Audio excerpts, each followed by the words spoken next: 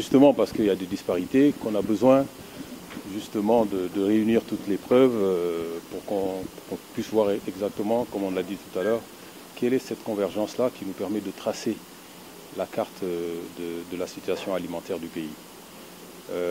C'est un exercice capital sans lequel on ne saurait réellement avoir la situation réelle alimentaire et nutritionnelle du pays. Donc c'est un rendez-vous mythique dans l'agenda des acteurs de la sécurité alimentaire. C'est capital.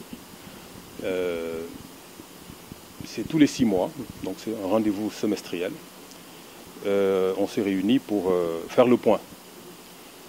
Où est-ce que nous en sommes en matière de sécurité alimentaire au Sénégal et dans les autres pays qui partagent le même outil du cadre harmonisé. Vous savez qu'il a été mis en place par le SILS. Et c'est l'occasion d'analyser, de décortiquer toutes les données qui ont été recueillies par nos équipes sur le terrain. Pas simplement le SECNSA, mais également tous les sectoriels qui travaillent avec nous et tous les partenaires aussi qui sont avec nous sur le terrain. Vous savez que j'aime beaucoup le dire et je le répète, la sécurité alimentaire est un enjeu important, c'est un enjeu humanitaire, c'est un enjeu social avant d'être économique et politique. Bah justement, vous allez un peu vite en besogne. C'est à l'issue des travaux de cette semaine que nous pourrons rigoureusement, n'est-ce pas, vous dire, à la lumière de l'analyse un peu qui aura été faite des données qui ont été recueillies, qu'on pourra vous dire exactement quelle est la situation alimentaire du pays. Sinon, ce sont des conjectures. Voilà, parce que c'est un travail scientifique qui est fait. Il y a beaucoup d'enquêtes qui sont faites. C'est sans relâche. Depuis le début de l'année, enfin, tous les jours, les équipes sont sur le terrain pour voir ce qui se passe. Vous savez, dès le début de l'hivernage, nous avons tous eu certainement quelques inquiétudes. Tout le monde s'est dit oui, il va y avoir des problèmes dans le pays. Mais justement, alors, lorsqu'on regarde un peu ce qui se passe dans le pays, il y a des poches effectivement, voilà, qui sont un peu, qui nous amènent à réfléchir sur est-ce qu'il n'y aura pas de problème. Mais encore une fois, cette semaine, à la fin de cette semaine, nous aurons la carte réelle de la situation alimentaire du pays. C'est clair.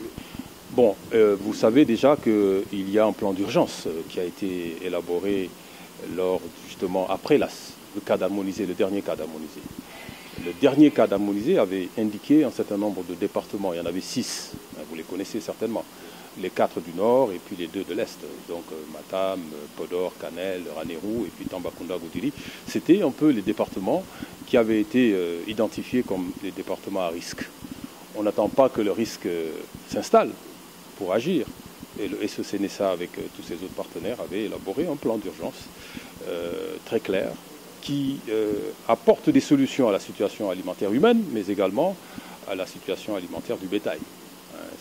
Ça c'est important parce qu'il y a une crise pastorale qui pointait le bout du nez et il fallait effectivement réagir avant que les humains et le bétail ne se retrouvent dans des difficultés beaucoup plus fortes. Mais voilà, nous sommes dans le processus, disons, nous sommes arrivés à ce rendez-vous-là du mois de novembre, au cours de laquelle on va encore analyser les données et qui vont nous permettre de voir quelle est la nouvelle situation alimentaire du pays. C'est comme ça qu'on fait. Grosso modo, la dernière situation montrait donc ces 6 départements en difficulté. Vous savez, le représentant du SILS tout à l'heure a fait une très belle présentation pour montrer comment on arrive à identifier les zones à risque, les différentes phases, comment on fait le travail, comment on calcule, comment on analyse pour pouvoir classifier à partir de 20% de la population qui n'arrive pas à satisfaire ses besoins alimentaires de base. Donc